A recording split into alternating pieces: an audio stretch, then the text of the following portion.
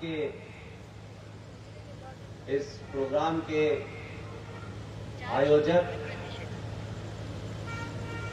हिंदू राष्ट्र शक्ति के संस्थापक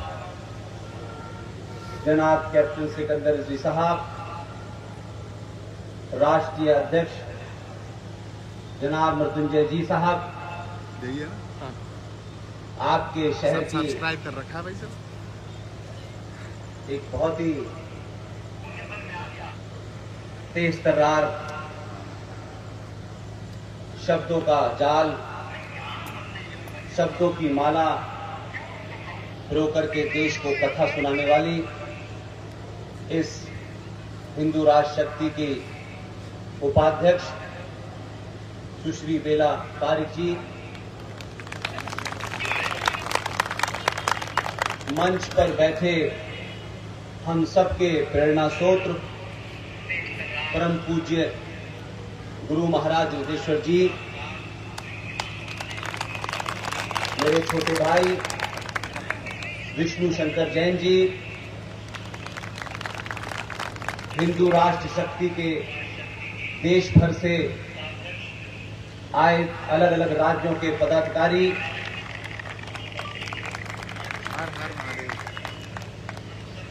अभी महाराज जी ने एक बात कही है, महाराज जी ने कहा संख्या को लेकर, मैं मानता हूं कि ये जो संख्या है यही असली संख्या है।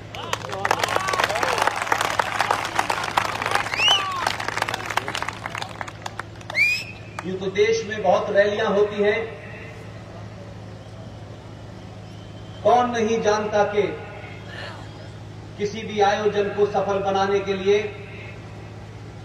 आजकल भीड़ भी किराए पे मिलती है, लेकिन मैं ये मानता हूं, सार्वजनिक मंचों से कह चुका हूं कि अगर मेरी बात सुनने के लिए रात के 2 बजे 2 लोग भी होंगे तो उसी भाषा उसी शैली में बोलूंगा, क्योंकि आपकी ये मौजूदगी किसी एमएलए किसी एमपी की चुनाव सभा नहीं है। आप यहां किसी पार्टी के किसी विचारधारा के कार्यकर्ता के रूप में नहीं आए हैं। कोई ऐसी वजह जरूर है कि 2021 के भारत में जब ये कहा जा रहा हो कि पूरा दुनिया और खासतौर से भारत एक मेटेरियलिस्टिक दुनिया की तरफ बढ़ रहा है, जहां हर आदमी मुझे क्या मिलेगा, मुझे इससे क्या फायदा होगा, ये सोच करके घर से निकलता हो। ऐसे में चाहे मैं हूं, चाहे कैप्टन सिकंदर रिजवी हो, चाहे मेजर जनरल जीडी बख्शी हो, कर्नल आर सिंह साहब हो, ललित अंबरदार हो, सुशील पंडित हो, अंकुर शर्मा हो, ये देश भर में जितने लोग भी हैं, ये पिछले 10 सालों से अपने घर से निकले हुए हैं। इन्होंने कभी नहीं पूछा कि कितने लोग हमें सुनने आएंगे, इन्होंने कभी नहीं पूछा कि इससे हमें क्या फायदा होगा। और मैं ये मानता हूं कि जो कुछ भी हम कर रहे हैं, हम किसी पे एहसान नहीं कर रहे। हम समझते हैं कि जो हमें करना चाहिए, जो हमारा दायित्व है, जो हमारी जिम्मेदारी है, हम सिर्फ अपनी जिम्मेदारी पूरी कर रहे हैं। हम ये भी नहीं जानते कि सब कुछ जिन मुद्दों को देश भर में उठाया जा रहा है, अलग अलग मंचों से उठाया जा रहा है, ये सब कुछ हमारे सामने ही पूर्ण होंगे, इसकी भी हमें कोई गलतफहमी नहीं है। मैं मानता हूं कि हम न 1947 में थे, न 1950 में थे, न 1960 में थे, लेकिन हमसे पहले भी हजारों लोग जिनको हम अलग अलग नामों से जानते हैं, उन्होंने भी बहुत सारे कार्य ये जानते हुए कि जो कुछ भी वो कर रहे हैं उसका लाभ उनको अपने जीवन में नहीं मिलेगा। बहुत सारे कंप्रोमाइजेस उन्होंने किए, उन हालातों में किए, लेकिन आज जब हम उनका विश्लेषण करते हैं, उनकी समीक्षा करते हैं, तब कभी कभी ऐसा एहसास होता है कि उस वक्त भी उन तमाम सारे लोगों ने अपनी जिम्मेदारी को भविष्य के लिए कैसे तय करके जाना है, उस व्यवस्था में से, उन हालात में से, उन संकट के दिनों में से एक ऐसे ऐसे कार्य करके गए कि जिन लोगों ने पार्लियामेंट के अंदर भारत के पहले प्रधानमंत्री के दबाव में, क्योंकि उनका कहना था कि वो अंतर्राष्ट्रीय दबाव में है, मैं नहीं जानता कि इसके अलावा कौन कौन से दबाव में वो रहे, उन्होंने देश को एक जघन्य अपराध किया और अपने जीते जी आजाद भारत में 1950 में संविधान बनने के बाद एक और जघन्य अपराध किया। लेकिन जहां अपराधी होते हैं वहां ऐसे लोग भी होते हैं कि उनके अपराध को ये राष्ट्र और देश लंबे समय तक बर्दाश्त न करे, इसका इलाज भी वो करके गए। आज संचार क्रांति है, दुनिया में इंफॉर्मेशन का दौर है, सेकंडों में आप दुनिया से जुड़ सकते हैं, अपनी बात कह सकते हैं। ये बात इन संचार माध्यमों से दुनिया के किसी कोने में जा सकती है। इसलिए कम से कम आज 2020 के भारत में अपने मन में जो भी सवाल हैं उनको दबाइए मत। जितनी ताकत है, जहां भी मिले जगह, 10 लोग हों, 20 लोग हों, जहां न बुलाए गए हों, वहां भी घुसिए और चिल्ला के अपनी बात कीजिए। हम उस दौर के लोग हैं जब चंद अखबार छपते थे, टेलीविजन नहीं था, अखबार भी सरकार के दबाव में थे और रेडियो भी सरकार के हिसाब से चलते थे। तब बहुत सारी बातें जो सच भी लगती थी, बोलना भी चाहते थे, तो आपके लिए स्पेस नहीं थी, वो जगह नहीं थी। इसलिए मैं कहता हूं कि आज आपको कोई रोक नहीं सकता। इसलिए आप ये मान के चलें कि आने वाली पीढ़ियां आपको माफ नहीं करेंगी, वो ये जरूर आपसे पूछेंगी, और हो सकता है आप ना हो। जैसे मैं आज गांधी जी से सवाल पूछता हूं, नेहरू जी से सवाल पूछता हूं, लेकिन उनके वंशज हैं। लेकिन आपके आने वाली पीढ़ी जब आपके सामने सवाल रखेगी तो आप ये नहीं कह सकते कि हमें पता नहीं था, हमें इसकी जानकारी नहीं थी।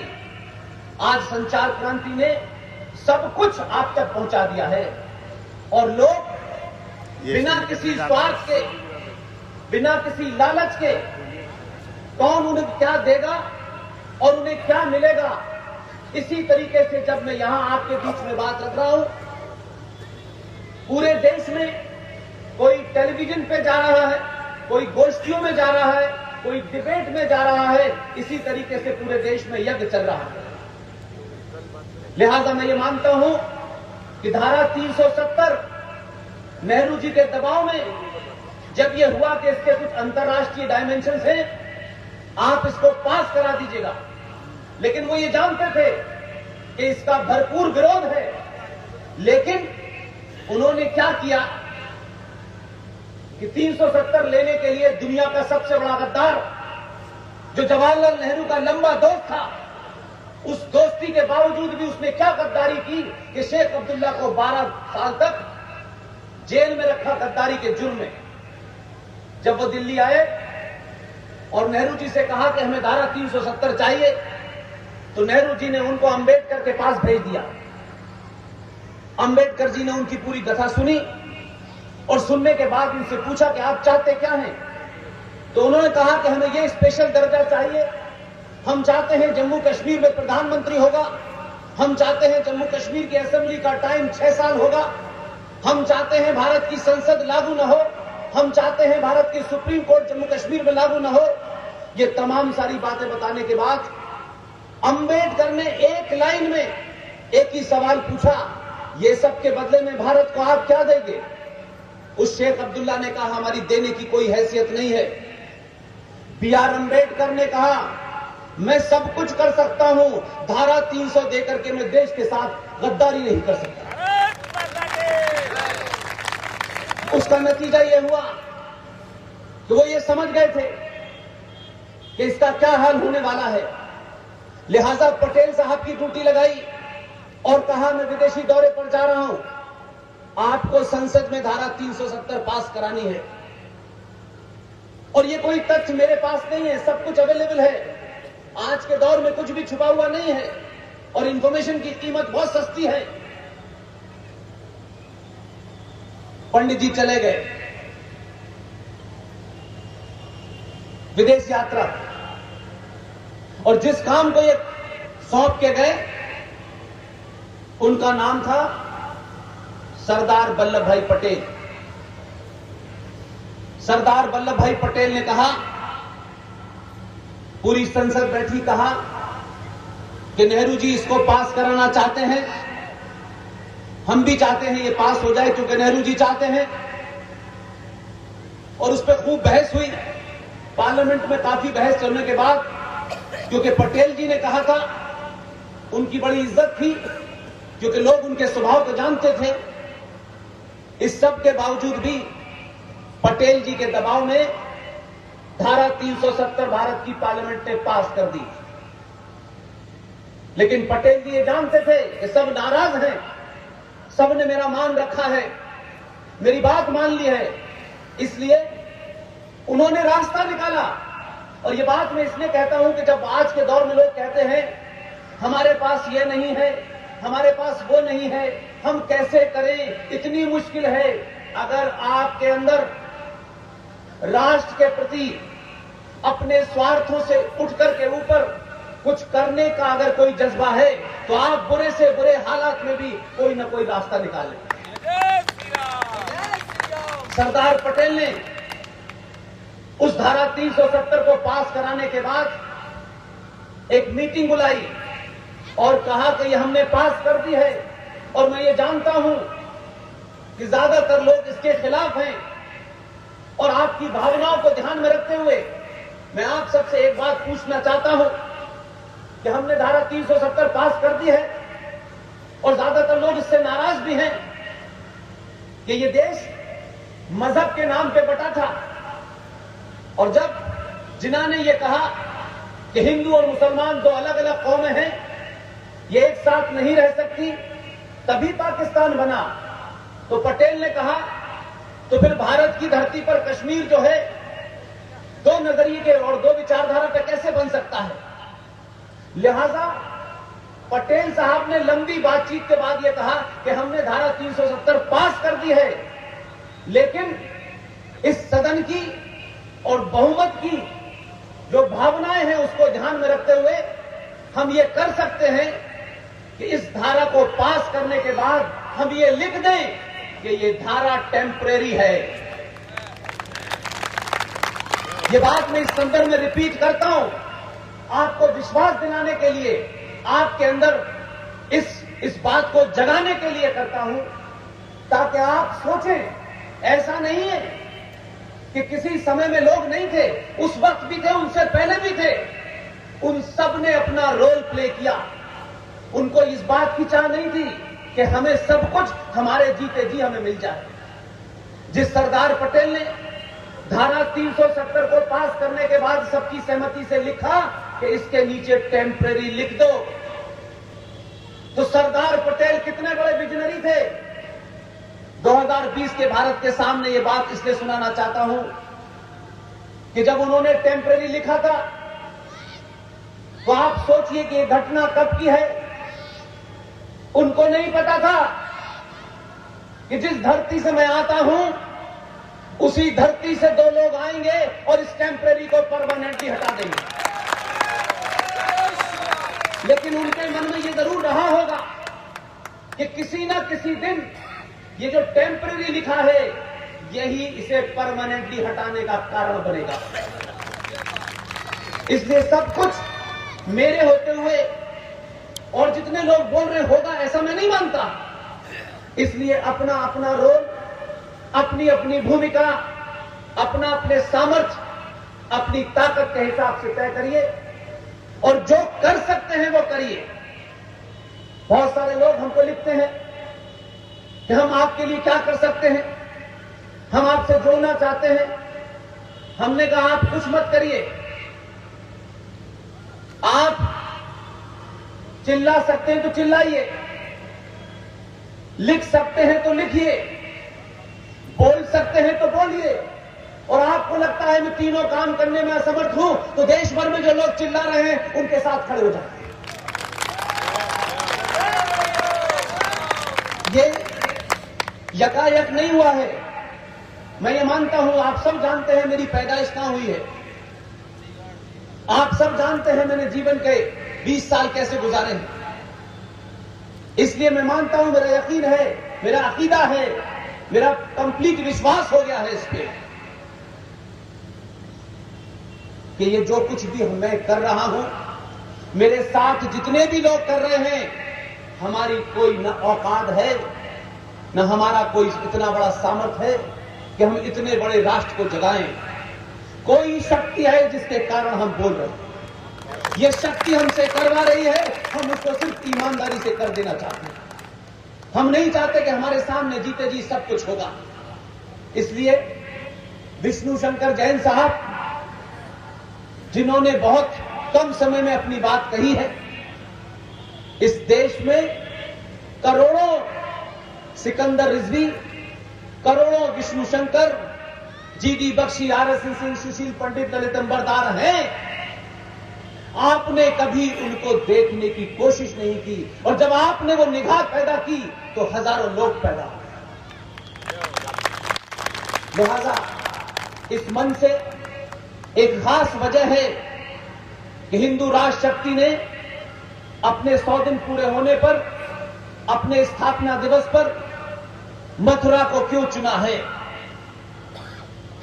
ऐसा नहीं है कि मथुरा के लोगों के पास कोई काम नहीं है और यहां लोग सिर्फ भाषण सुनने आते हैं, ऐसा नहीं है, बिल्कुल भी नहीं है।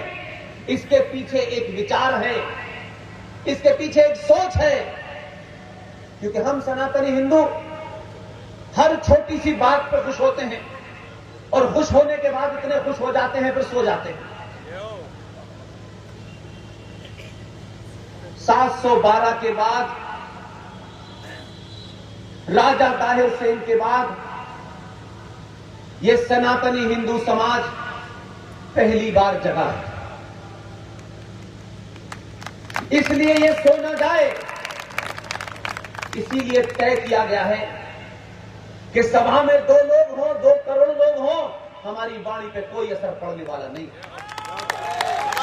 हम ये मानते हैं कि जितने भी लोग यहां बैठे हैं, ये वो लोग हैं कि ये जानते हैं कि हम सब लोग कोई प्रोफेशनल स्पीकर नहीं है, हम पैसे लेकर के भाषण देने वाले लोग नहीं हैं। इसलिए जितने भी हैं ये 100 के बराबर एक है। मैं जानता हूं इस मंच से कोई ऐसी घोषणा नहीं होने वाली कि किसी का कैरियर बन जाए, कोई MLA की टिकट मिल जाए, कोई MP की टिकट मिल जाए। हो सकता है हमारी बातें सुनने के बाद आपकी नींद भी उड़ जाए, आपके अंदर एक हलचल पैदा होने लगे, आप परेशान होने लगे, लेकिन मैं खुश हूं कि 2021 का भारत परेशान होने के लिए रात में आया।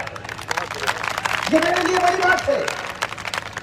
इसलिए कुर्सियां कितनी खाली हैं मैं इसकी चिंता नहीं करता, मैं इसकी चिंता करता हूं जितनी भरी हुई है सारी मेरी है।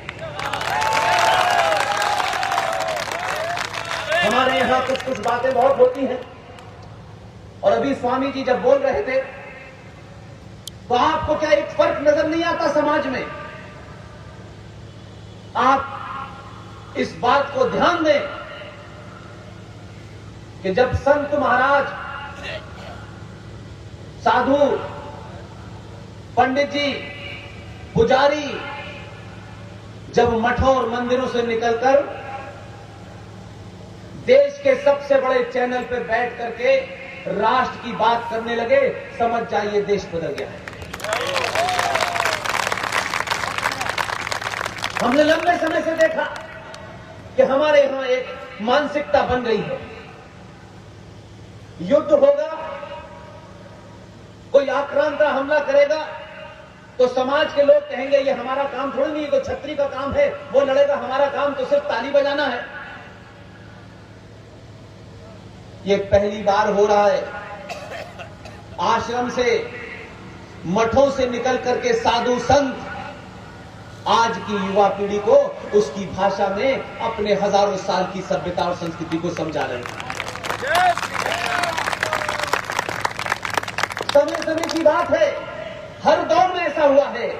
पूरा आप कालखंड देखें, मुगलों से लेकर अब तक का, उस जमाने जो लड़ने का हथियार था वो पूरा का पूरा काल हमारा भक्ति काल कहलाता है। कैसे हम उन आक्रांताओं से लड़ें, कैसे अपनी संस्कृति को बचाएं, कैसे अपनी पहचान को बचाएं। तो जरूरी नहीं था कि शंख बजाना जरूरी था, क्योंकि आप बजा नहीं सकते थे, क्योंकि ऐसे हालात थे। उस दौर की कहानी किससे पढ़े? लोगों ने अपने सनातन को छुपा करके घर के अंदर एक तुलसी का पौधा लगा करके भी जिंदा रखा। इसलिए यह जरूरी नहीं है कि हर कालखंड में, आज वो आक्रांता पहले घोड़े पे आए थे,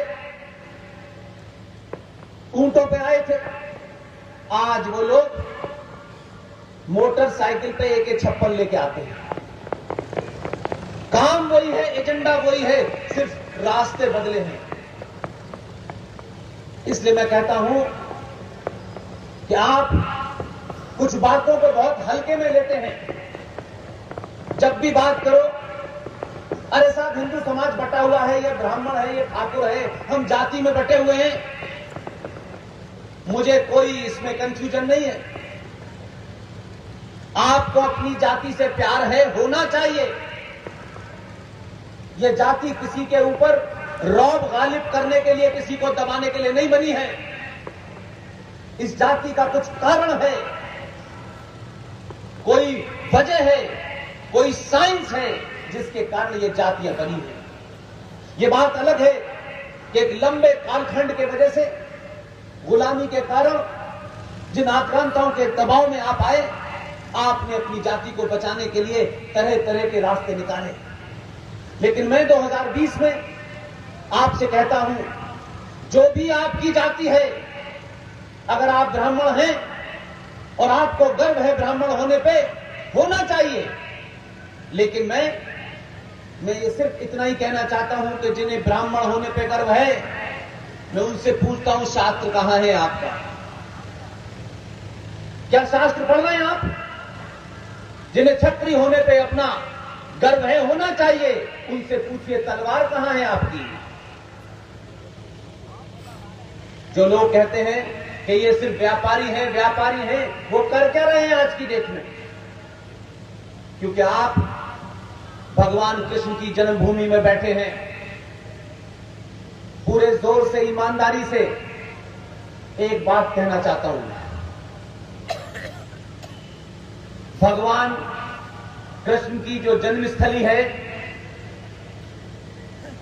जो भगवान यदुवंशियों के आराध्य देवता हैं, भगवान है, उन्हीं कृष्ण भगवान की तस्वीर भारत के संविधान में बनी हुई है।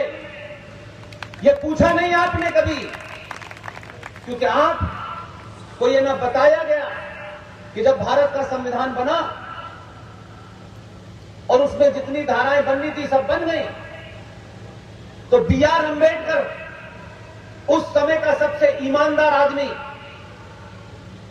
विजनरी आदमी, उन्होंने डॉक्टर राजेंद्र प्रसाद के साथ मंत्रणा की और यह उनका प्रपोजल था कि जो भारत का संविधान है उसमें कई सारी धाराएं हैं, क्या हम हजारों साल की जो संस्कृति है, जो आस्थाएं हैं, जो परंपराएं हैं, जो सरोकार हैं, हम कैसे इस भारत के संविधान में उनको डालें? डॉक्टर राजेंद्र प्रसाद ने कहा कि उनको हम तस्वीरों के माध्यम से डाल सकते हैं, क्योंकि एक तस्वीर 1000 शब्दों के बराबर होती है। इसलिए जो लोग बड़ा काम करके गए थे पटेल की तरह, वो अंबेडकर ने भी किया, वो डॉक्टर राजेंद्र प्रसाद ने भी किया, लेकिन हमने उनको भुला दिया, उनकी चर्चा कम की और गुलाब का फूल लगाए एक साहब की चर्चा ज्यादा की,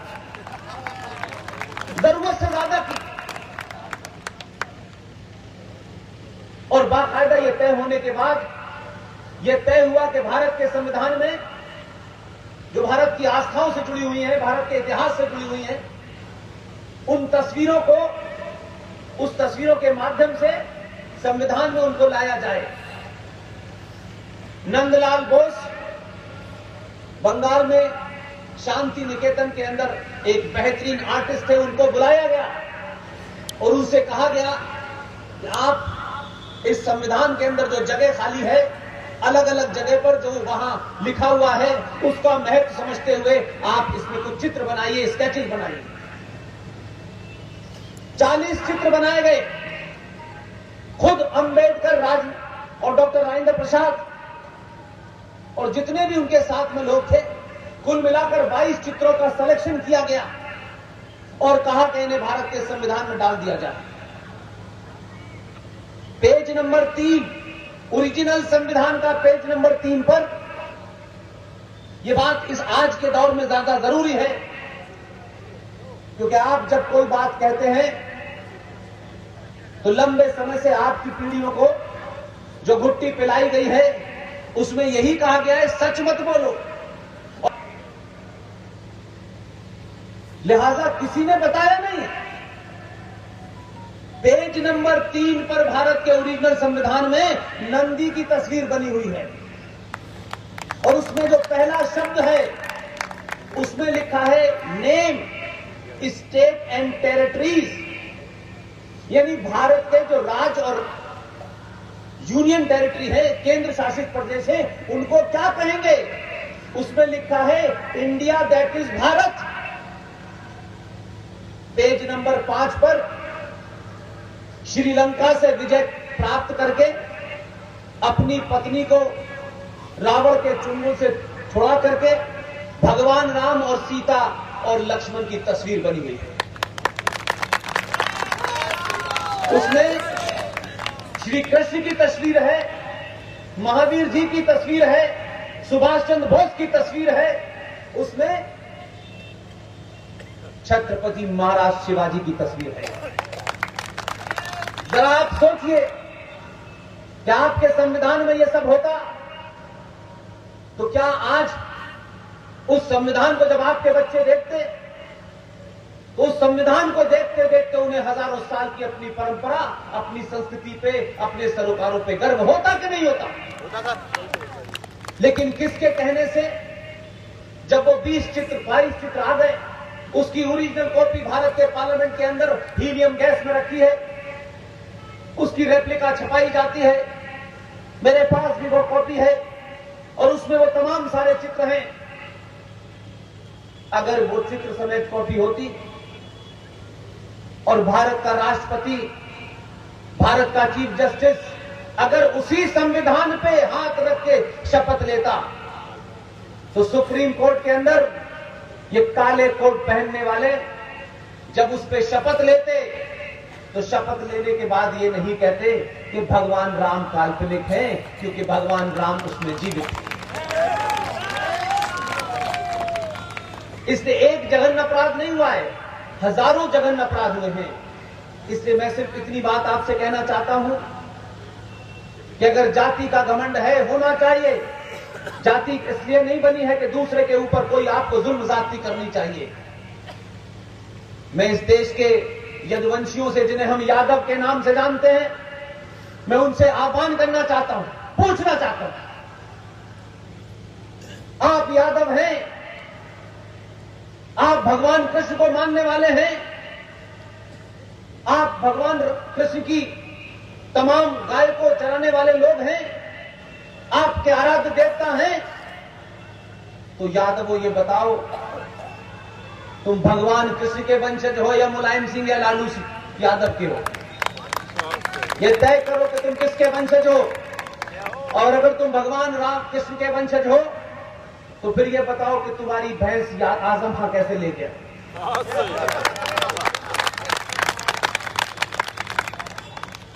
ये जो कॉम्बिनेशन बना बना करके देश को तोड़ने की साजिश हो रही है, इसमें एक ही कॉम्बिनेशन क्लासिक है। वो सबके साथ जिसके साथ चिपकता है वही सेकुलर हो जाता है। वो माई कॉम्बिनेशन में यादव के साथ चिपकता है तो समाजवादी पार्टी सेकुलर हो जाती है। वो आरजेडी के साथ चिपकता है तो आरजेडी सेकुलर हो जाती है। देश में 28 सेकुलर पार्टियां हैं और सेकुलरिज्म का सिर्फ एकमात्र चिन्ह है छोटे भाई का पजामा, बड़े भाई का कुर्ता। ये जिसके साथ खड़े होते हैं वही सेकुलर होता है। और इस सेकुलरिज्म की परिभाषा क्या है कि हम आपको मारें, आपके बच्चों को उठा ले जाएं, आपकी बहन बेटी की इज्जत लूटें और आप हमको रोकें तो आप कम न लें, और ये हम करते रहें तो देखो ये सेकुलरिज्म है, भाईचारा है। 70 सालों का इतिहास पढ़ें, पास से राजनीति को देखें कि आज बदला क्या है। लोग कहते हैं ये बदल गया, वो बदल गया। मैं कहता हूं कुछ नहीं बदला, एक ही चीज बदली है।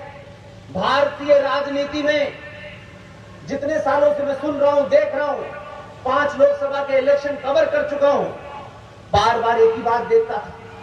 हर चुनाव के अंदर कोई यादव हो जाता था, कोई ठाकुर हो जाता था, कोई बनिया, कोई अगड़ा, पिछड़ा, दलित। लेकिन 70 सालों से 72 सेक्ट में बटा हुआ मुसलमान हमेशा मुसलमान ही रहता था। न वो अहले हदीस होता था, न शिया होता था, न सुन्नी होता था, न बरेलवी होता था, न देवबंदी होता था। इसलिए आपके आज के दौर में युवाओं के माध्यम से कहना चाहता हूं,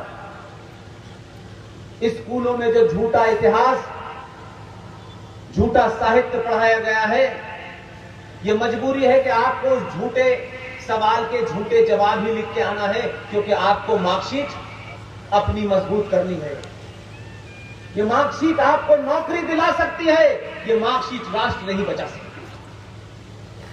इसलिए हमको कंफ्यूज जिन लोगों ने किया है कि ये देश सबका है, हम मानते हैं देश सबका है, लेकिन देश और राष्ट्र में जो घालमेल किया गया है वो सिर्फ आप ही के साथ किया गया है। आपको बताया गया कि देश और राष्ट्र में कोई फर्क नहीं है, हम सब मिलकर रहेंगे। ये गंगा जमुना तहजीब, ये भाई भाई, ये भाईचारा, ये हिंदू मुस्लिम भाई भाई, तमाम ये नारे लगे। आप कोई इतिहास की घटना उठा के देख लीजिए, किसी दौर में नहीं थे भाई भाई। उन्हीं भाईजान ने 1947 में एक एजेंडे के तहत, क्योंकि आपको यह समझाया इस तरीके से गया है कि भारत का विभाजन अंग्रेजों ने करा था और हिंदू मुस्लिम तो बड़ी भाईचारे में रह रहे थे, उनमें फूट डाली और देश बंट गया। लेकिन 2021 में जिस शब्द को बहुत ज्यादा बोला जा रहा है, अभी मुझे कल गुजरात पहुंचना है, 4-5 दिन पहले मैं वापस आया हूं। गुजरात के बड़ौदा में पिछले 6 महीने से एक आंदोलन चल रहा था, क्योंकि गुजरात के लोग समझदार बहुत हैं, ये तो साबित कर ही दिया उन्होंने, इसलिए कोई कंफ्यूजन नहीं। और गुजरात के ऐसे लोग हैं कि जो 1947 में उनसे गलती हुई थी, उसका प्रायश्चित उन्होंने 2-2 भेज करके कर लिया है। इसलिए वहां 6 महीने से एक मुहिम चल रही थी कि वहां हो ये रहा था कि कमाल के लोग हैं, सोसाइटी है करोड़ों की, उसमें कोई एक मुसलमान जाके मकान लेता है और मकान लेने के बाद फिर वो जो करता है, धीरे धीरे धीरे धीरे वहां हालात ऐसे कर देता है कि जो ओरिजिनल रहने वाले लोग थे उनको छोड़ के जाना पड़ता है। बाकायदा इस पे विचार हुआ, संपन्न लोगों ने विचार किया, पढ़े लिखे लोगों ने विचार किया और इस पे कानून बनाया, और वो कानून दिल्ली तक पहुंचा और दिल्ली के बाद राष्ट्रपति के पास पहुंचा। आज गुजरात के अंदर कई सारे ऐसे क्लॉज लगा दिए गए हैं कि ये जो अल्लाह मियां के दूत हैं ये वहां नहीं रह सकते।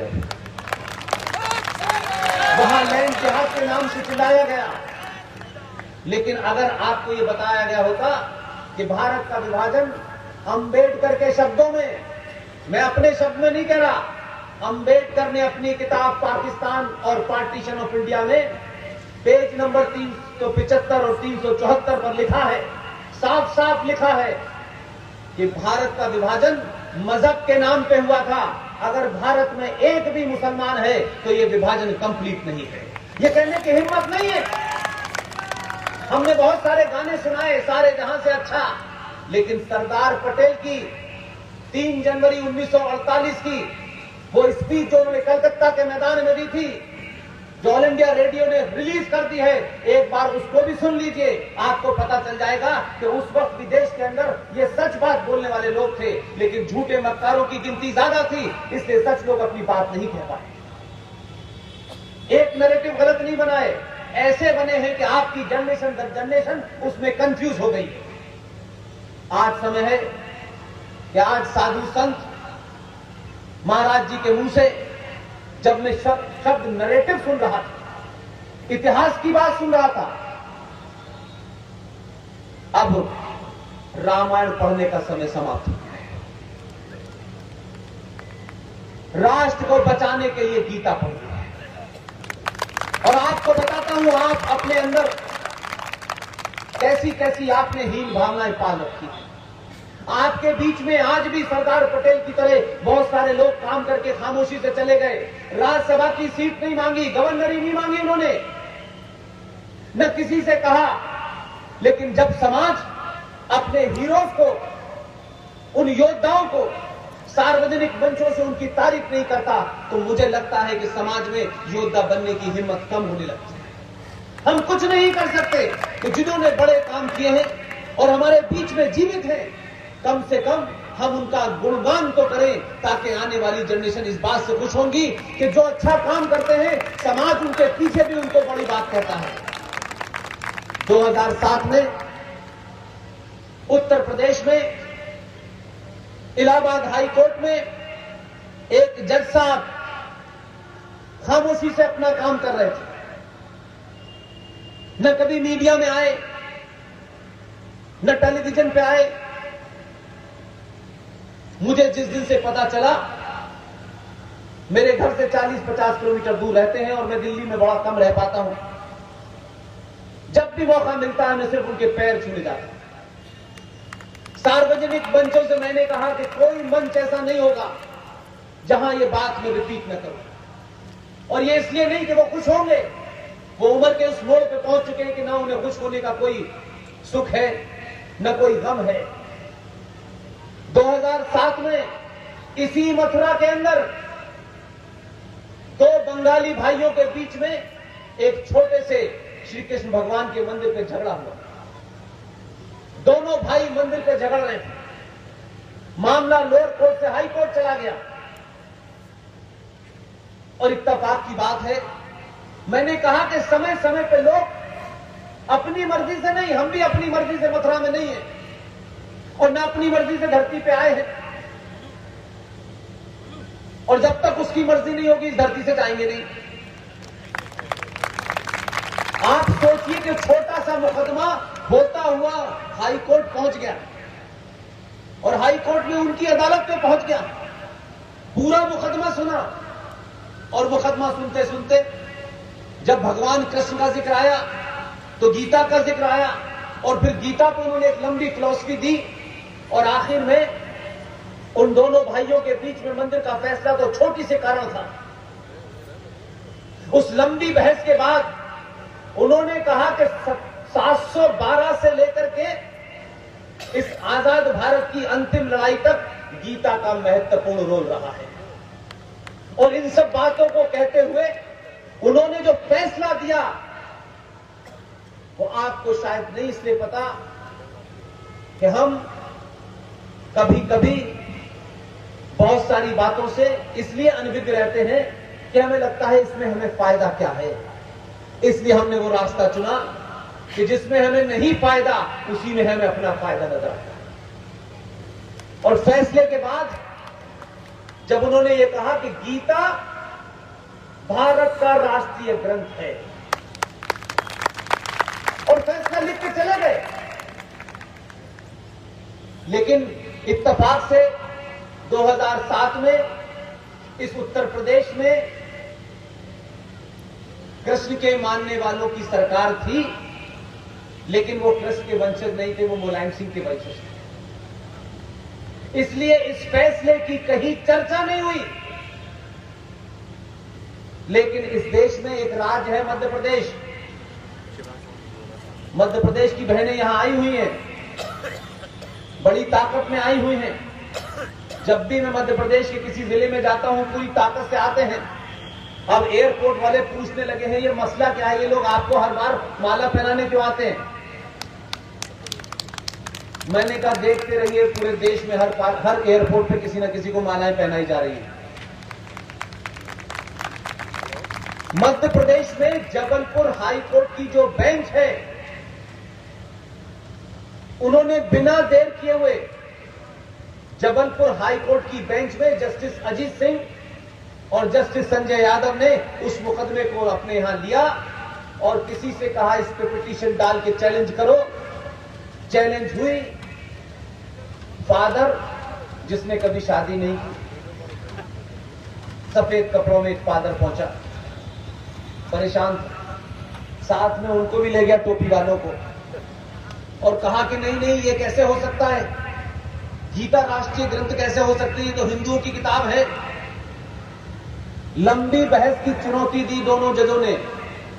2 महीने के बाद उन्होंने कहा कि हमने इसे पढ़ लिया, हमें इसमें हिंदू कोई शब्द नजर नहीं आ रहा, और उसके बाद उन्होंने उस फैसले को दिया कि गीता राष्ट्रीय ग्रंथ है। लेकिन इत्तेफाक से वहां एक सरकार थी जो थोड़ी बहुत हिंदूवादी थी। मध्य प्रदेश की सरकार ने जबलपुर हाई कोर्ट के फैसले को हाथों हाथ लिया और पूरे मध्य प्रदेश के सरकारी स्कूलों के अंदर 9th और 10th क्लास के अंदर गीता का सार कंपलसरी कर दिया।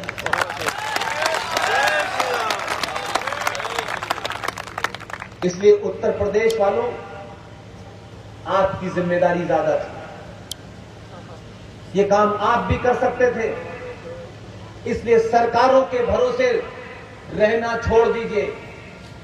दुनिया में जितनी भी कौमें हैं, जो जिंदा कौमें हैं, जिनको अपने होने पे गर्व है, जिनको अपनी आस्थाओं, परंपराओं, संस्कृति से बहुत लगाव है, वो सत्ता का मुंह नहीं देखती।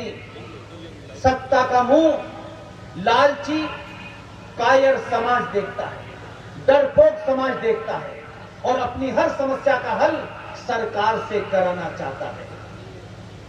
जिस दिन आप इस बात के लिए तैयार हुए कि हम हैं कौन, किसके वंशज हैं, हम किस लिए इस धरती पे आए हैं, करोड़ों रुपया कमाएंगे,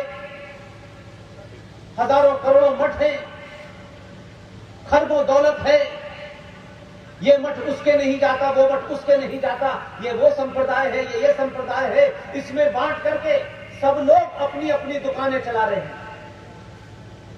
ये कम सेकुलर है, ये ज्यादा सेकुलर है, ये वामपंथी है, ये सोशलिस्ट है। आपने दुकानें चलाई, लेकिन आप जब चारों तरफ से घिर गए, तब आपको पहली बार लगा कि हम यादव नहीं हैं, हम ठाकुर नहीं है, हम ब्राह्मण नहीं है। मुझसे बहुत सारे लोग ये बात पूछते हैं, विदेशी अखबारों में उस वक्त भी लिखा गया था, उस वक्त भी ये बात लिखी गई, हमने नहीं पढ़ी कि आज 2014 इसलिए नहीं पैदा हुआ कि कोई गुजरात से आया है। 2014 इसलिए पैदा हुआ कि पहली बार भारतीय राजनीति के केंद्र में हिंदू सनातनी आया और समाज को पता चला कि हम भी सत्ता बदल सकते हैं, अपनी मर्जी से ला सकते हैं, बिना किसी मदद के ला सकते हैं, खुल्लम खुल्ला ला सकते हैं, और हमें किसी झूठे मक्कार सेकुलरिज्म की जरूरत नहीं है।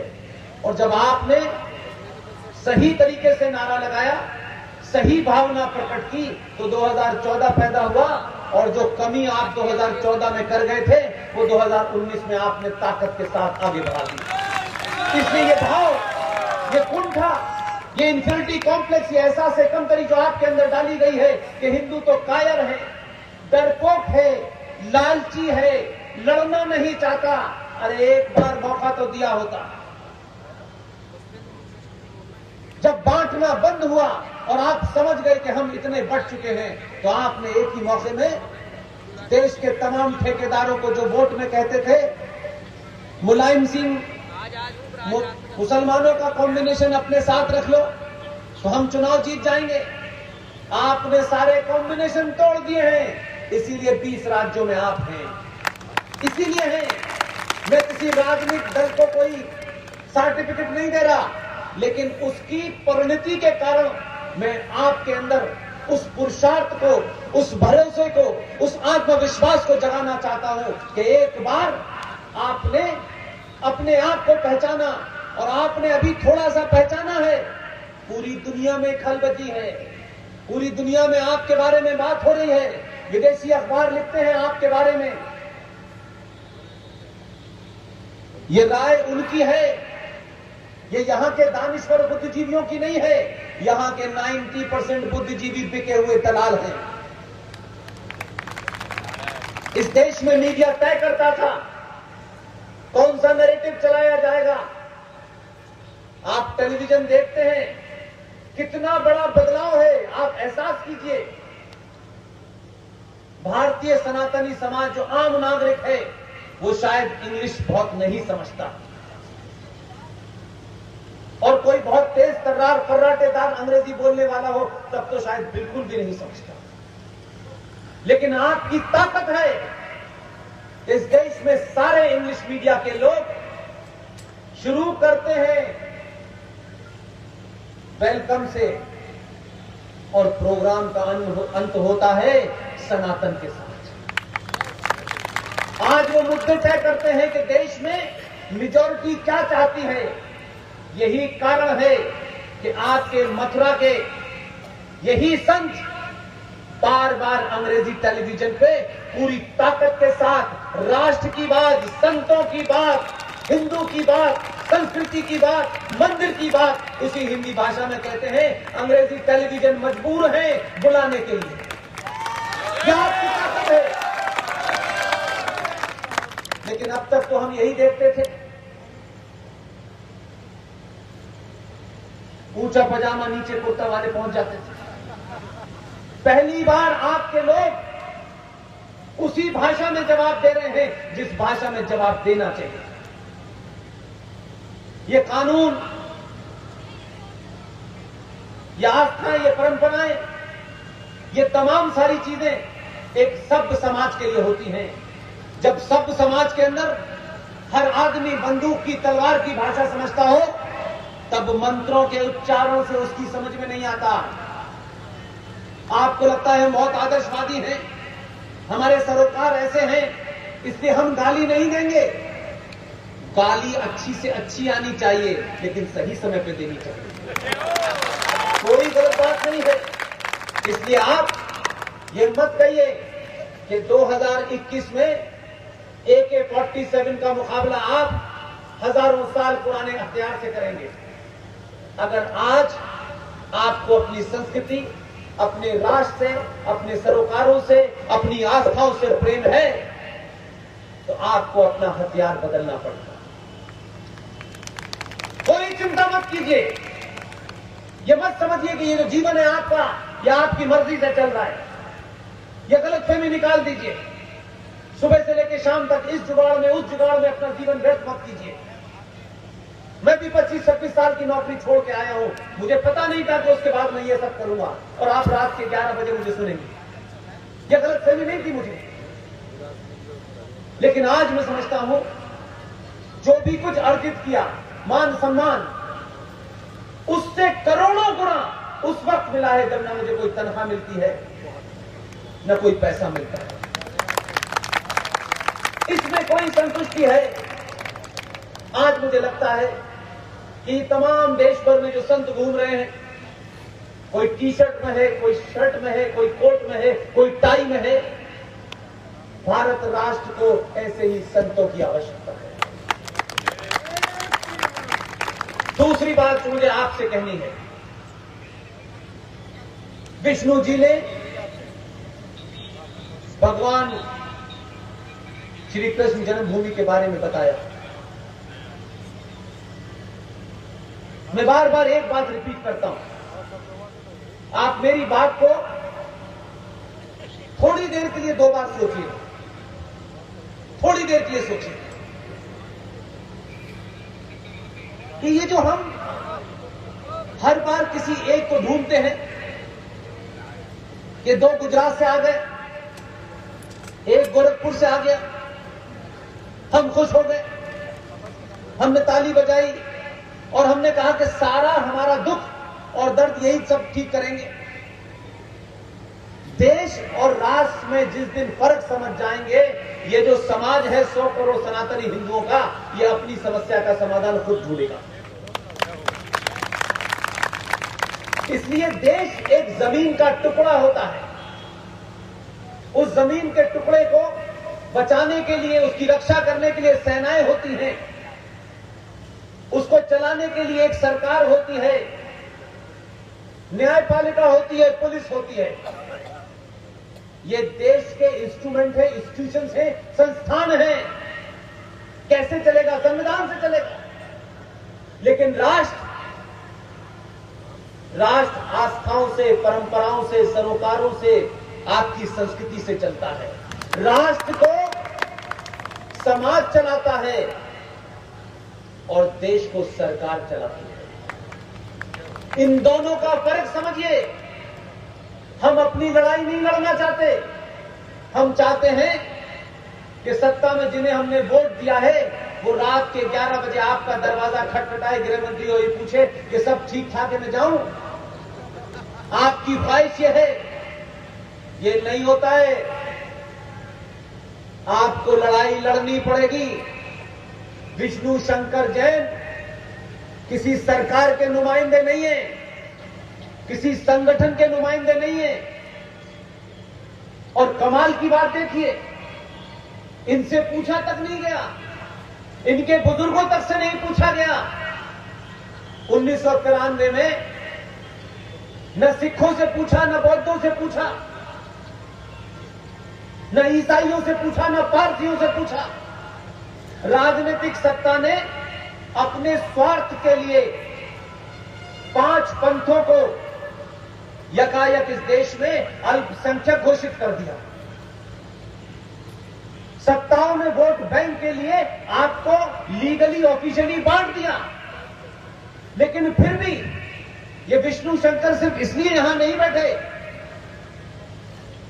कि इन्होंने मथुरा के ऊपर केस किया है, ये नहीं है विषय। ये इसलिए बैठाए हैं कि मैं ये बात बताना चाहता हूं देश को कि 2013 में इनसे बगैर पूछे जो हिंदू धर्म के पिलर थे, सनातन के पिलर थे, जो एक बड़े परिवार के हिस्से थे, बिना पूछे इनको भी कहा कि आप भी माइनॉरिटी हैं। तो 50,000 पारसी भी माइनॉरिटी है, 1.5% सिख भी माइनॉरिटी है, 3.5% क्रिश्चियन भी माइनॉरिटी है और 0.55% जैन भी माइनॉरिटी है। लेकिन 19% यानी 22 करोड़ मुसलमान भी माइनॉरिटी है। क्या आपको नहीं लगता कि विष्णु शंकर जैन जो अल्पसंख्यक है भारत के संविधान के हिसाब से आज की डेट में, विष्णु शंकर जैन ही इस देश के बहुसंख्यक समाज के आराध्य देवता भगवान कृष्ण भगवान की भूमि की लड़ाई लड़ रहा है। ये बड़ी बात नहीं है। इन्होंने इस लड़ाई को इसलिए शुरू नहीं किया है कि इस लड़ाई के लड़ेंगे और फिर उसके बाद पटना से राज्यसभा की सीट मिल जाएगी, ये नहीं सोच के लड़ा इन्होंने। इसलिए एक विष्णु शंकर नहीं, एक जीडी बख्शी नहीं, आपके अंदर हजारों विष्णु शंकर छुपे हुए हैं, हजारों जीडी बख्शी आर सिंह छुपे हुए हैं। एक बार स्वार्थों से और लालच से ऊपर उठने की जरूरत है। हजारों साल पुरानी सभ्यता चंद सालों में वापस होती हुई नजर आएगी। आंध्र प्रदेश जहां न कोई हिंदी जानता है और जैसे लोगों की हिंदी तो बिल्कुल कोई नहीं जानता होगा। अगर वहां से चल के चंद 2 महीने 3 महीने के अंदर हिंदू राष्ट्र शक्ति आंध्र प्रदेश में पहुंच जाती है और वहां की अध्यक्ष गौरी जी यहां आपके बीच में आती हैं, तो ये ऐसा ही नहीं हो रहा। कोई बात जरूर है कि दुनिया भर के लोग हम सबको सुन रहे हैं और आपके इतने बड़े संत महाराज, उनकी पूरी वाणी अगर उनके सामने पर्दा लगा दिया जाता और उनकी पूरी वाणी कोई सुनता तो अंग्रेजी स्कूल का बच्चा भी कहता क्या ब्यूटीफुल भाषण है। अफसोस यह है कि हमारी कायरता और लालच ने इस रंग को जिसे आप भगवा कहते हैं, भारत में 2 ही ऐसे रंग हैं जिसके प्रति भारत के 100 करोड़ सनातनी हिंदू की आस्था है। उन रंगों के ऊपर उसने कभी सवाल नहीं उठाया, कभी उसके ऊपर कोई छींटाकशी नहीं की। एक है भगवा और दूसरा है भारत की सेनाओं का वर्दी। बहुत सोच समझ के आपके बीच में जो लोग हैं किसके एजेंडे पे बिके हुए हैं, बहुत सोच समझ करके, ऐसा नहीं था जल्दबाजी की बात है। Colonel RS. सिंह साहब ने एक किताब लिखी है नो द एंटी नेशनल, देश के गद्दारों को जाने। 52 टॉपिक कवर किए, उसका हिंदी संस्करण 1 महीने में आएगा। आप सोचिए कि क्या सोच करके ये षड्यंत्र रचा गया होगा कि 26/11 जब भारत में हुआ तो बहुत सोच समझ के ये किया गया कि भारत के एक कर्नल को, श्रीकांत पुरोहित को, और कैसे एक महिला जो गेरुए वस्त्र पहनती है एक आर्मी अफसर को, और कैसे आपने साध्वी प्रज्ञा ठाकुर के वस्त्रों का मामला था। साध्वी प्रज्ञा इंपॉर्टेंट नहीं है, उसके वस्त्र इंपॉर्टेंट है। ये सोच करके साजिश आपके देश के नेताओं ने पाकिस्तान के साथ रची कि देश की करोड़ों जनता का इस देश की सेना से विश्वास हट जाए और ये जो गेरुआ वस्त्र है इसके प्रति नफरत पैदा हो जाए। ये सोच करके साध्वी प्रज्ञा और कर्नल पुरोहित को आपने फंसाया। आपको जानकर ताज्जुब होगा, 26/11 की पूरी साजिश दिल्ली की सरकार में बैठी हुई एक विदेशी महिला ने गढ़ी। उसके पालतू दलालों ने उसको इंप्लीमेंट किया। तथ्यों के साथ बात आपके सामने रखा। 24 नवंबर को भारत के गृह मंत्री के आदेश पे एक हाई पावर डेलीगेशन, जिसमें भारत का home secretary Madhukar Gupta, first secretary, second secretary, तमाम वो सारे लोग, जब भारत के अंदर कोई ऐसी स्थिति हो जिसे आप वॉर रूम कहते हैं, ऐसी किसी अकस्मात स्थिति के लिए हमेशा देश के अंदर एक रिजर्व में इंतजाम होता है। एक साजिश के तहत 2 महीने पहले एक प्लान किया गया, लोगों को चुना गया कि जो भारत की सुरक्षा की एजेंसियां जितनी होती हैं, किसी इमरजेंसी के समय जब उन्हें यह चिंता करनी होनी चाहिए तो 2 महीने पहले यह तय कर दिया गया और 24 नवंबर को भारत के होम सेक्रेटरी मधुकर गुप्ता के अंडर में एक पूरा डेलीगेशन गया, पाकिस्तान में इस्लामाबाद गया और 25 तारीख को उसमें एक शख्स जो उसमें मौजूद था, उसको कुछ ऐसा लगा कि यहां कुछ गड़बड़ है। उन्होंने पूरी कोशिश की कि वो बाहर आ जाएं, लेकिन आने नहीं दिया गया। आखिर में रात में उस आदमी ने कहा मुझे भारत जाना है, मेरे परिवार में बहुत इंपॉर्टेंट ट्रेजेडी हो गई। रात में वो आदमी बाघा बॉर्डर से वापस आ गया। सरकार ने उसको निकलने नहीं दिया। सब कुछ तथ्य मौजूद है, कोई ऐसा नहीं है कि ये तथ्य सिर्फ मेरे पास है। लेकिन पाकिस्तान सरकार ने 24 और 25 2 दिन को जाने वाले उस डेलीगेशन के बारे में ये कहा कि आप इस्लामाबाद से ऊपर एक बहुत खूबसूरत पहाड़ी है, उसको मरी कहते हैं, आप मरी जाइए और एक दिन का हम दौरा आपका एक्सटेंड कर देते हैं। भारत का पूरा डेलीगेशन उस मरी हिल स्टेशन पे चला गया, जहां से दुनिया के किसी से भी आपका कोई कम्युनिकेशन नहीं हो सकता। जिस वक्त भारत में मुंबई में हमला हुआ, उस दिन मैं दिल्ली में पाकिस्तान के विदेश मंत्री एक प्रेस क्लब में महिलाओं के में बैठे हुए थे। यानी इस तरीके की रचना रची गई कि कोई यकीन ही ना कर पाए कि भारत का हाई पावर डेलीगेशन इस्लामाबाद में है और पाकिस्तान का फॉरेन मिनिस्टर दिल्ली में बैठा है, और सारी योजना के तहत किया गया।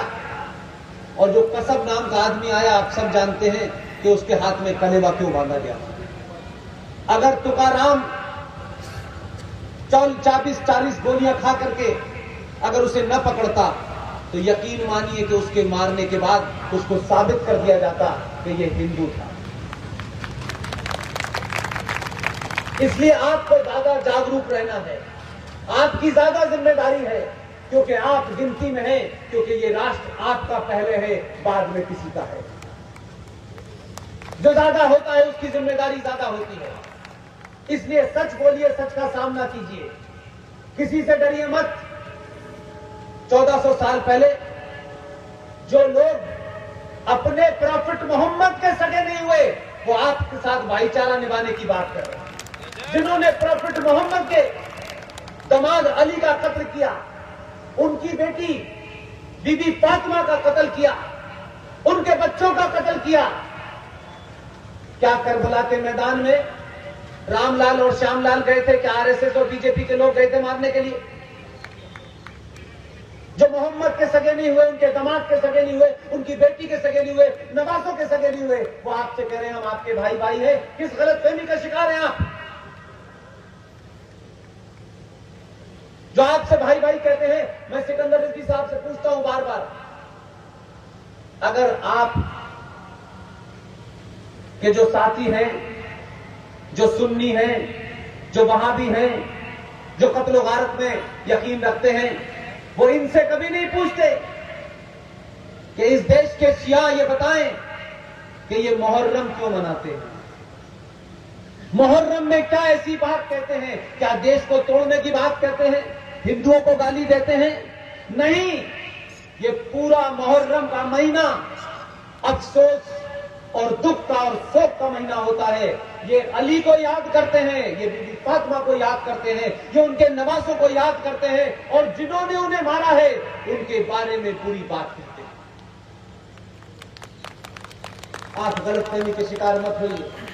पूरी दुनिया में 1400 साल में इस कौम ने एक सुई नहीं बनाई, एक सुई नहीं बनाई, लेकिन दावा है कि हमारे 57 मुल्क हैं। उन जाहिलों को जब तक हमने बताया नहीं था कि तुम्हारे पैर के नीचे तेल है, तब तक तेल मालिश ही कर रहे थे। हमारे यहां से चंदा जाता था, रिकॉर्ड उठा के देख लीजिए। 50 साल पहले जब उनको पता नहीं था कि नीचे तेल है, चंदा जाता था, पैसा आ गया तो हमें ज्ञान बता रहे हैं, अल्लाह के बारे में बता रहे हैं, मोहम्मद के बारे में बता रहे हैं। अगर इतना ही इस्लाम एक है तो ईरान इराक 11 साल किससे लड़ रहे थे? क्या बॉल ले ली थी एक दूसरे की? क्या ये 57 मुल्कों में कौन सा इस्लाम चल रहा है? कहां लिखा है? इसलिए ये जो मस्जिद बनी हुई है ये नाजायज है, ये हराम है, और ये इसलिए है कि मेरी गाली से अगर कोई सुन भी रहा हो, इस्लाम में मस्जिद पवित्र स्थल नहीं है, ये सेक्रेड प्लेस नहीं है, ये मंदिर का काउंटर पार्ट नहीं है, ये मंदिर से उसकी बराबरी नहीं की जा सकती। ये खुद कुरान कहता है, ये खुद इस्लाम कहता है। मंदिर एक ऐसा स्थल होता है जिसमें भूमि पूजन होता है, जिसमें मूर्ति की प्राण प्रतिष्ठा होती है, तब उसे मंदिर माना जाता है। मस्जिद में मोहम्मद साहब की प्रतिमा तो हो नहीं सकती, कोई पूजा होकर के चुना जाता होती नहीं है।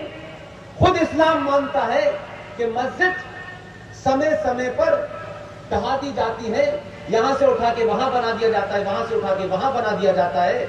लेकिन भारत में इस्लाम, मस्जिद, कब्रें, ये इस्लाम का एक्सपेंशन का एक एजेंडा है। बताइए, इस्लाम में कब्रों का कंसेप्ट नहीं है। जो अल्लाह मियां के पास चला गया है उसे जमीन में दफनाइए, जमीन समतल कर दीजिए, उस पर ईंट नहीं रखी जा सकती। लेकिन भारत में ये कब्रिस्तान, ये मजार, ये आपको मूर्ख बनाने के लिए हैं। और हम इतने बड़े मूर्ख हैं कि दिल्ली में एक आदमी की मजार बनी हुई है, उसका नाम है शाह वलीउल्लाह। जरा इतिहास पढ़िए और इन्हीं का इतिहास पढ़िए। शाह वलीउल्लाह वो आदमी था जिसने अहमद शाह अब्दाली को खत लिख के बताया था कि आप भारत आइए, हमला कीजिए, क्योंकि हिंदुस्तान में इस्लाम खतरे में है। लेकिन आप कहां से चले थे, कहां आ गए यार। हमारे लोग शाह वलीउल्लाह की मजार पे माथा टेकते। वो शाह वलीउल्लाह आपको कुछ देगा? आप भगवान की मूर्ति लगा करके उसे जीवित करते हैं। आप जब दीप जलाते हैं और मंत्रों को उच्चारण करते हैं तो आप उन्हें जागृत करते हैं। वो समाज कहीं अजमेर में, कहीं निजामुद्दीन पे मरे हुए लोगों से मांग रहा है। अगर उसकी इतनी औकात होती तो वो मरता ही नहीं ना। आपने कैसे कैसे सिस्टम बनाए, थोड़ी देर के लिए सोचिए तो। आप कौन सी आधुनिकता में चले गए हैं। हर घर में बर्थडे मनाई जा रही है, मनाइए, कोई मुझे दुख नहीं है। न बड़े टोकते हैं, न कोई पुजारी टोकता है, न कोई संस्कारी टोकता है। आप बर्थडे में आपको शौक हो गया है कि हमें पश्चिम से बनाई हुई सभ्यता को लेना, लीजिए। आप केक काटते हैं और फिर ये पूछते हैं कि आज कितने साल के हो गए। 54 मोमबत्ती जलाते हैं और केक काटने से पहले बुझा देते हैं। जो मजार है, जहां मर गया है, वहां जली हुई मोमबत्ती लगाते हैं और जो जिंदा है उसे बुझा देते हैं। यार कहां की कौन सा कंसेप्ट है यार।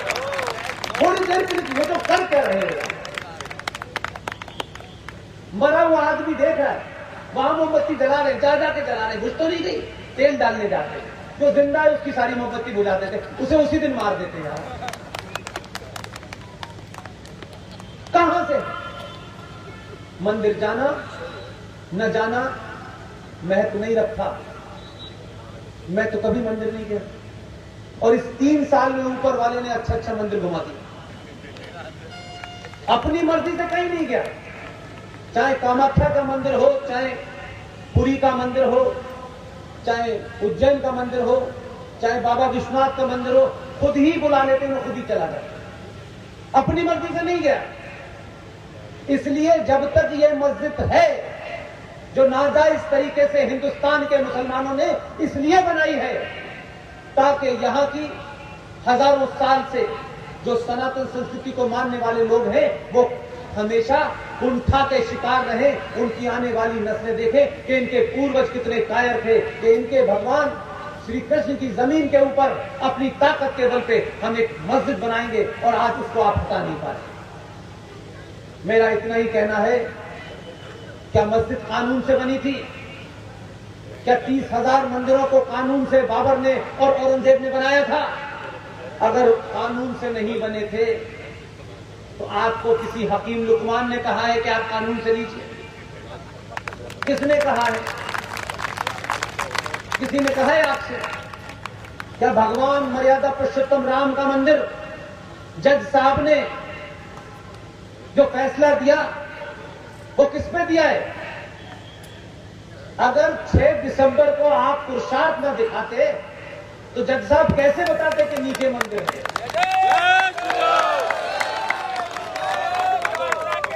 इसलिए भारत माता की चिंता कीजिए। मेरी चिंता, ये राष्ट्र खतरे में है। इस राष्ट्र के पास समय बहुत कम है। इसलिए ये रात के 1 भी बज जाएं, 2 भी बज जाएं, अगर यहां से जाने के बाद आप सिर्फ इतना ही तय कर लें कि आज के बाद जो हम हैं, जैसे भी हैं, दुनिया को तुम्हें स्वीकार हमें करना है। हम अपनी पहचान किसी के लिए नहीं बदलेंगे। आपके अंदर ये भाव पैदा करने के लिए मुझे कभी कभी कुछ रेफरेंस लेने पड़ते हैं। हम आप की दुनिया कितनी छोटी सी है, कम लोग हैं हमारी जिंदगी में। कितने लोग जानते होंगे? 150 लोग जानते होंगे। उसमें आप इतने चिंतित रहते हैं, यार मैं कैसा लगूंगा, कोई वो मुझे, मेरा दोस्त रूठ जाएगा, वो मुझे लोग दूर कर देंगे, यार मेरी ग्रुप से मुझे बाहर कर देंगे। भारत का प्रधानमंत्री शपथ लेके आया है, शपथ लेने के बाद जानता है, चुनाव जीतने के बाद नेपाल, पहले भूटान गया फिर नेपाल गया। नेपाल में जो पशुपति नाथ का मंदिर है, उसमें एक प्रधानमंत्री के रूप में घुसा और 8 घंटे बाद एक सन्यासी की कपड़ों में बाहर निकला। पूरी दुनिया को उसने मैसेज दिया और आपको भी दिया, हम जैसे छोटे छोटे लोगों को दिया। मैं भारत का प्रधानमंत्री होकर के शपथ लेने के बाद जब इस बात की चिंता नहीं कर रहा कि लोग मेरे बारे में क्या कहेंगे, तो आप किसकी चिंता कर रहे हैं? आप किससे शर्माइए? इसलिए मां बहनों से एक ही मेरा कहना है कि जो मां होती है उसकी ही जिम्मेदारी होती है कि वो बच्चे को डरपोक बनाए या शिवाजी बनाए। शिवाजी की पूरा चरित्र जीजाबाई के कारण। मैं माओं से कहता हूं, बहनों से कहता हूं, बेटियों से कहता हूं, आप जो करना चाहती हैं आप करिए। मुझे कोई न आपको निर्देश करने का कोई हक है, न आपको कोई टोका टोकी का मेरा हक है। लेकिन आप के अंदर ये कुंठा क्यों पैदा हो गई है कि तैमूर की अम्मी ही खूबसूरती की सबसे बड़ी मिसाल है। किसने कहा? अगर खूबसूरती की कोई मिसाल है, इस दौर में है, आज के दौर में है, युवाओं के लिए मैं कहना चाहता हूं, उन लड़कों के लिए कहना चाहता हूं जो दिन भर मोटरसाइकिल पे घूमते हैं। अगर किसी पुरुषार्थी पुरुष की कोई मिसाल है आधुनिक भारत में, और आपका इंस्पायरेशन, आप जिससे मुतासिर होते हैं, इन्फ्लुएंस होते हैं, अगर ये घटिया किस्म की बॉलीवुड है भी, तब भी बीच बीच में ऐसे पुरुषार्थी फिल्में आती हैं, अगर उनसे प्रेरणा भी ले लेंगे तो आज भारत के युवा को, भाई को, पिता को, पति को बाहुबली बनना चाहिए और भारतीय महिलाओं को देवसेना बनना चाहिए। मैं इसलिए कहता हूं कि देखिए, खूबसूरती तो बहुत की परिभाषा अलग अलग हो सकती है। एक कायर समाज, एक कंफ्यूज, एक डरी और कुंठा भरी महिला न जीवन में कभी खूबसूरत दिख सकती है, न कोई बड़ा काम कर सकती है। कपड़े और मेकअप कभी तय नहीं करता है कौन खूबसूरत है। आप जो करते हैं वो तय करता है कि आप कौन हैं।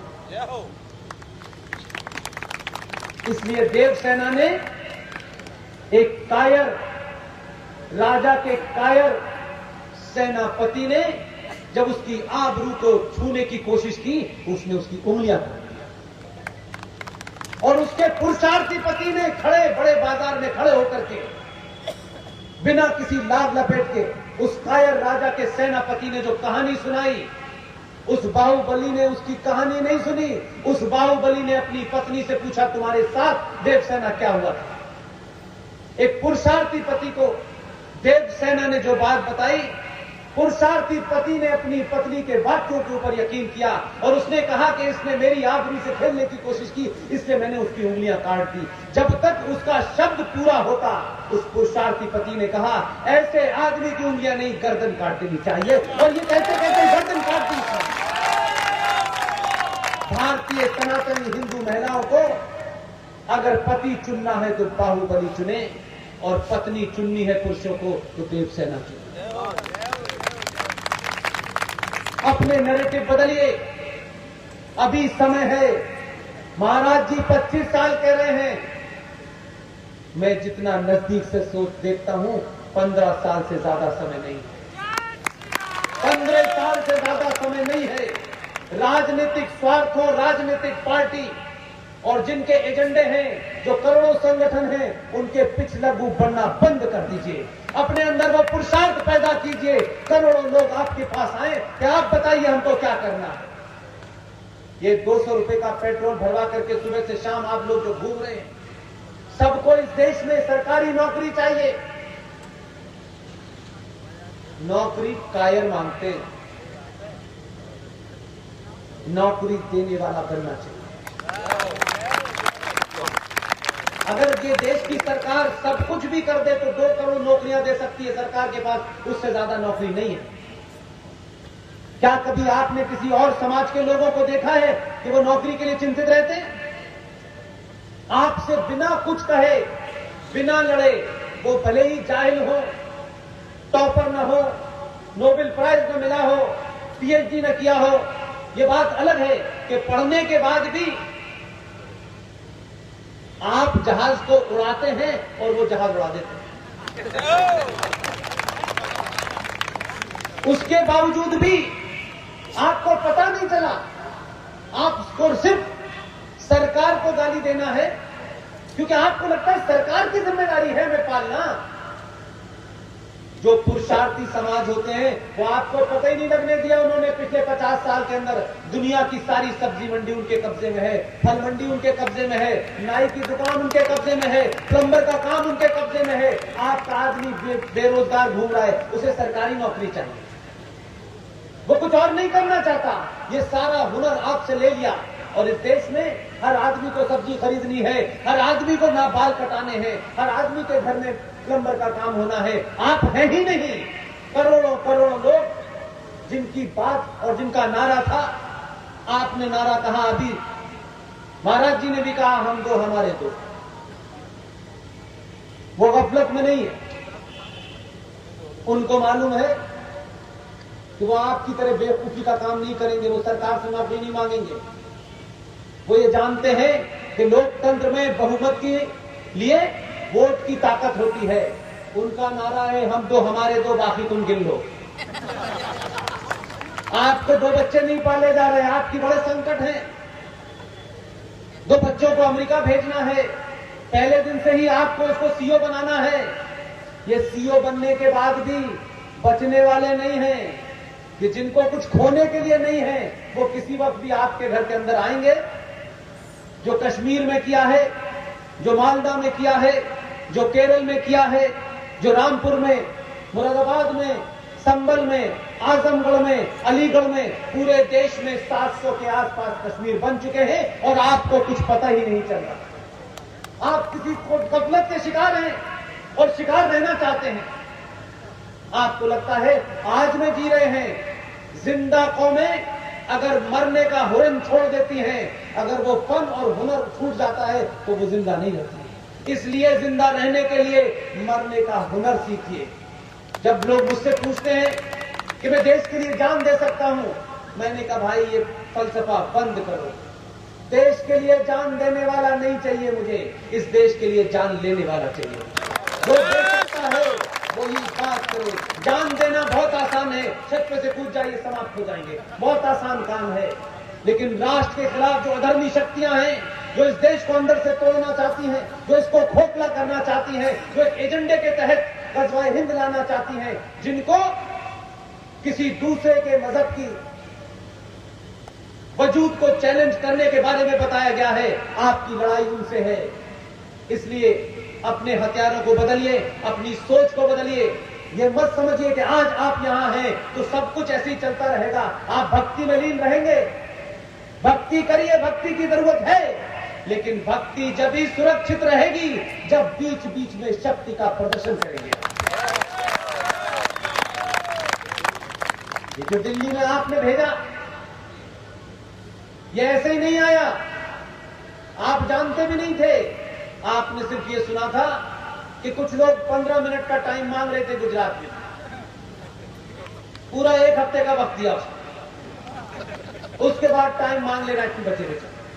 अब टाइम नहीं मांगते, अब उन्हें पता चल गया कि जो 15 मिनट मांग रहे थे उसका काम गुजरात में समाप्त हो गया, दिल्ली में ज्यादा काम इसलिए यहां गया। अपने अंदर पुरुषार्थ पैदा कीजिए, अपने अंदर की कुंठा को निकाल दीजिए। आप सब पुष्पेंद्र हैं, आप सब कर्नल आर.एस. सिंह साहब हैं, आप सब जी बख्शी हैं। स्वार्थ से और लालच से ऊपर उठिए। किसी ने आपको लालच दे दिया कि दुबई ले जाना है, कल से 2 बच्चों की मेरे पास वीडियो आ रही है, मैं हमें लालच दिया गया, हम दुबई आ गए, हमें कहां छोड़ दिया।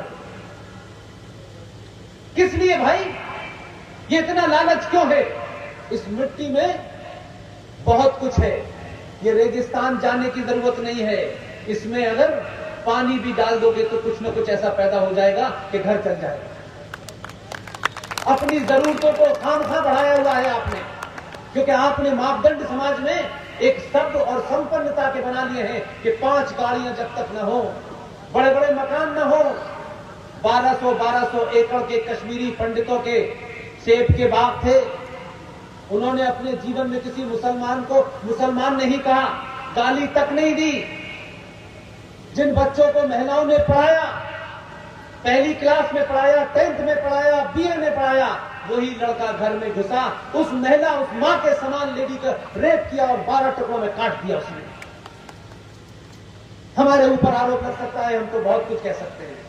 कश्मीर के सबसे विद्वान आदमी को उठा करके लाए और सड़क पे ला करके पहले चाकू से उसकी दोनों आंखें निकाली। उसका बेटा दिल्ली में है, जिंदा है, और फिर बाप के गोली मार दी।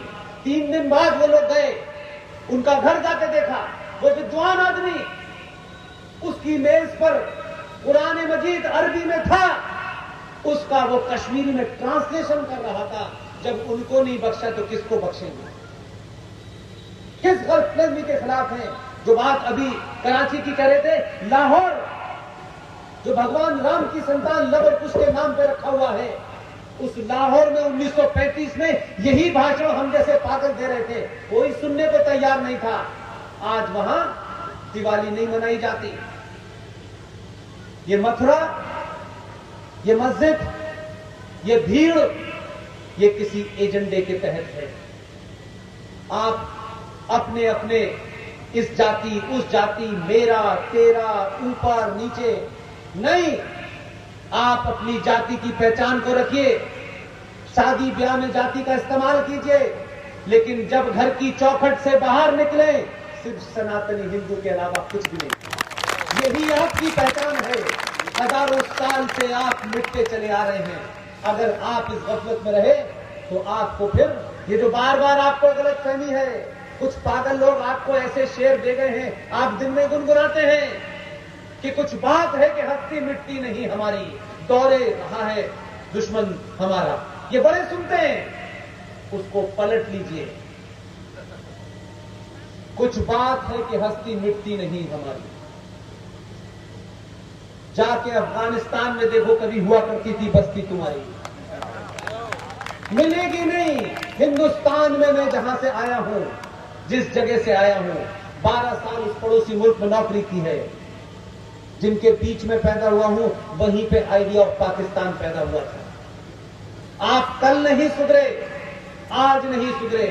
यकीन मानिए, आप जिस भोग विलास में लगे हुए हैं, जिस सुविधाओं को अर्जित करने में लगे हुए हैं, आप अपने बच्चों को वो उनके साथ वो जघन्य अपराध कर रहे हैं कि वो बच्चे जिंदा रहेंगे, आपकी तस्वीर तक घर पे नहीं लगाएंगे, आपका नाम लेने से भी वो शर्माएंगे। अगर आप चाहते हैं कि आपके बच्चे ये सोचें कि मेरी मां ने, मेरे पिता ने, मेरे भाई ने अपने जीते जी मुझे आने वाले खतरों के बारे में बताया था, इतना ही होगा, जीवन भर याद रखेंगे। लेकिन मिनरल वाटर पिला करके, इधर रास्ता न जाओ कि इधर जिहादी खड़े हैं, उधर मत जाओ उधर जिहादी खड़े हैं, इससे समस्या सॉल्व नहीं होगी। जिधर खड़े हैं उधर ही से जाइए, एक नहीं 2 बार जाइए, चौथी बार समाप्त कर दीजिए, रास्ता साफ हो जाएगा। रास्ता बदलने से राष्ट्र नहीं बचेगा।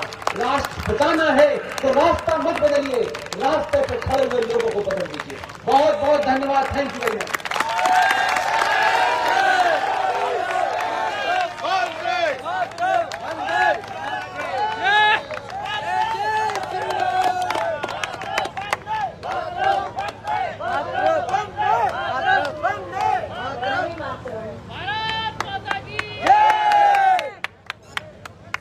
सभी तालियों से सरकार स्वागत करेंगे और सभी अपना अपना स्थान ग्रहण करें, क्योंकि अब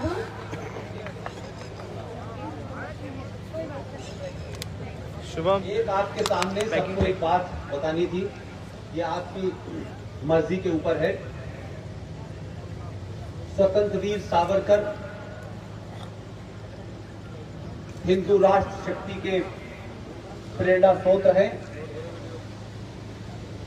स्वतंत्र वीर सावरकर जी और सुभाष चंद्र बोस की ये संगठन तस्वीर लगाता है। स्वतंत्र वीर सावरकर के परिवार के लोग मेरे मित्र हैं। आपने बड़ी झूठी कहानियां सुनी होंगी। जब भी कोई कहानी आपको स्वतंत्र वीर सावरकर के बारे में सुनाए कि उन्होंने अंग्रेजों से माफी मांगी थी, तो आप उनसे एक सवाल पूछिए कि अगर जो लोग भी ये कहते हैं कि उन्होंने माफी मांगी थी, पहले तो वो माफीनामा दिखाएं, और अगर माफी मांगी थी तो भारत सरकार के मंत्री स्वर्गीय जगजीवन राम साहब जब बॉम्बे के अंदर स्वतंत्र वीर सावरकर स्मारक बन रहा था तो उसमें भारत सरकार की तरफ से किस लिए गए थे? श्रीमती इंदिरा गांधी ने 1980 में स्वतंत्र वीर सावरकर स्मारक को जो चिट्ठी लिखी है, वो चिट्ठी सार्वजनिक है। उस चिट्ठी में कहा गया है कि भारत ने ऐसा वीर सपूत पैदा नहीं किया है। पीवी नरसिम्हा राव भारत के प्रधानमंत्री ने ये चिट्ठी लिखी कि उनसे बेहतरीन कोई फ्रीडम फाइटर नहीं था। इसके अलावा आपको उनके जन्म की डेट याद है, उनकी पुण्यतिथि याद है, लेकिन भारत में पहली बार हिंदू राष्ट्र शक्ति स्वतंत्र वीर सावरकर स्मारक के साथ मिलकर के 2 मई को, जब स्वतंत्र वीर सावरकर अंडमान की जेल में थे, 2 मई को उनको रिहा किया गया था। अंडमान निकोबार से स्वतंत्र वीर सावरकर स्मारक के कई सारे लोग और पूरे देश में हिंदू राष्ट्र शक्ति और जो लोग उसके सदस्य नहीं भी हैं और जो सावरकर के हिंदुत्व को मानते हैं, 2 मई को एक यात्रा पूरे देश में निकल रही है। कई राज्यों से, कई जिलों से होती हुई जाएगी। और अगर इस देश को, इस राष्ट्र को बचाना है तो स्वतंत्र वीर सावरकर का हिंदुत्व हमको चाहिए। ये छोटे मोटे अलाला दलालों का हिंदुत्व हमको नहीं चाहिए। लिहाजा आप सबसे मेरी विनती है कि आप जहां कहीं भी हो, जिस जिले में हो, जब भी इसकी सूचना आपको मिले, आप उनका स्वागत करें, उनका हौसला बढ़ाएं। पूरा जो सावरकर का परिवार में जितने लोग हैं, उनके भाई के बेटे हैं, उनकी बेटियां हैं, वो सारा का सारा परिवार उसमें होगा और हिंदू राष्ट्र शक्ति जगह जगह उनका स्वागत करेगी। इस बहाने हमें सावरकर को समझने, उनको जानने का मौका मिलेगा। और आपकी बढ़ी हुई तादाद जब वहां पहुंचेगी तो जो ऊंट की पीठ पर बैठ के खजूर तोड़ रहे थे 1400 साल पहले, वो सीधे वही वापस चले जाएंगे। बहुत बहुत शुक्रिया।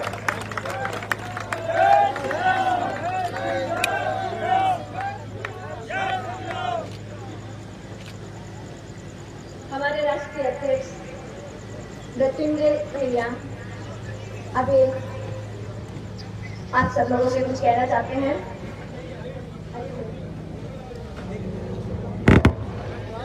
जय श्री राम।